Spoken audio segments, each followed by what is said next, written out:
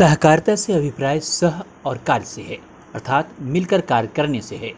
शाब्दिक दृष्टि से सहकारिता का अर्थ मिलजुल कर काम करना है। सहकारिता के अंतर्गत दो या दो से अधिक साथी मिलकर काम करने वाले व्यक्ति होते हैं। कोई भी मनुष्य अपनी आवश्यकता की पूर्ति अकेले नहीं कर सकता, उसे अन्य लोगों के सहयोग की आवश्यकता जरूर होती है। एक दूसरे को सहयोग करने से ही सहकारिता का जन्म होता है। सहकारिता का आशय निर्बल, अशक्त और निर्धन लोगों को परस्पर सहयोग है, ताकि वे उन लोगों को प्राप्त कर सके जो शक्तिशाली एवं धनी लोगों को उपलब्ध है। सहकारी समिति एक ऐसी स्वैच्छिक संस्था होती है जिसमें कोई भी सम्मिलित हो सकता है। समिति के सभी सदस्यों के समान अधिकार और समान उत्तरदायित्व होते हैं।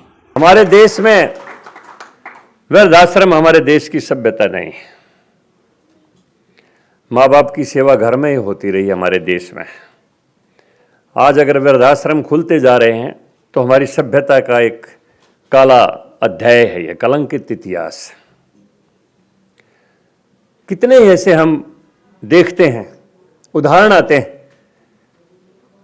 कि 7-8 दिन बाद पड़ोसियों को बदबू आई घर से, तब उन्होंने पुलिस को सूचित किया और घर में बूढ़ा बुढ़िया थी, उनको कोई नौकर मार के चला गया, उनका सब कुछ ले गया। बच्चे विदेश में रहते हैं।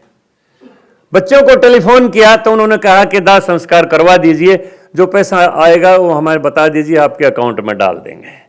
ये हमारे देश की सभ्यता नहीं है।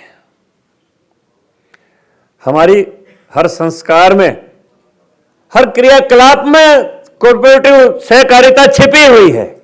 हमारे संस्कारों में कोऑपरेटिव विराजमान है। इसलिए सहकारिता तभी आ सकती है पहले भारतीयता आए। भारतीयता नहीं आएगी अगर पाश्चात्य सभ्यता के अगर हम शिकार रहेंगे तो सहकारिता भी नहीं आएगी। इसलिए हमें अपने देश की सभ्यता से, संस्कृति से प्यार करना होगा। ये देश सबसे पहले सभ्यता का विकास यहीं पर हुआ है। इसीलिए श्री कृष्ण को कहना पड़ा है उसमें गीता में,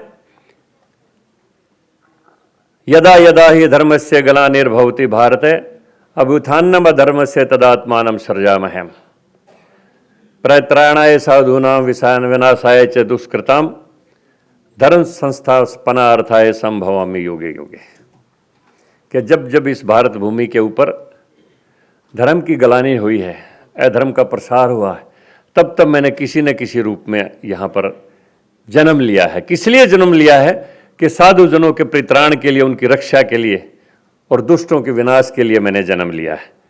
जहाँ पर सभ्यता होगी वहाँ पर थोड़ा बहुत विकार भी आएगा, तो कोई न कोई महापुरुष जन्म लेगा। ये भारत भूमि को वरदान है। चाहे वो कबीर के रूप में आए, चाहे रामकृष्ण परमहंस के रूप में आए, चाहे विवेकानंद के रूप में आए, चाहे कृष्ण के रूप में आए, चाहे राम के रूप में आए, और चाहे आज मोदी के रूप में आए, सारे के सारे ऐसे आए। कोई न कोई महापुरुष यहां उसको बचाने के लिए जन्म लेता है। वरना कहीं गीता का ये श्लोक और किसी देश में क्यों नहीं है? क्योंकि वहां पर सभ्यताएं थी ही नहीं।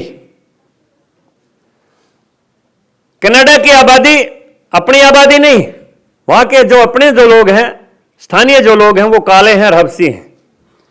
अमेरिका की भी आबादी अपनी आबादी नहीं, अमेरिका का मूल निवासी काला है, हबशी है। ऐसा ही बहुत देशों का मैं उदाहरण दे सकता हूं। लेकिन हमारी जो आबादी है वो हमारी मूल आबादी है। चाहे वो दक्षिण भारत हो, चाहे उत्तर भारत हो। कोई दुनिया कहती रहे यार ये बाहर से है, ये आए, वो आए, ये आए, इस इतिहास को बिगाड़ने की कोई कोशिश करे, वो चलता रहता है। लेकिन उत्तर भारत में ज्यादा विकार आया है हमारी सभ्यता में।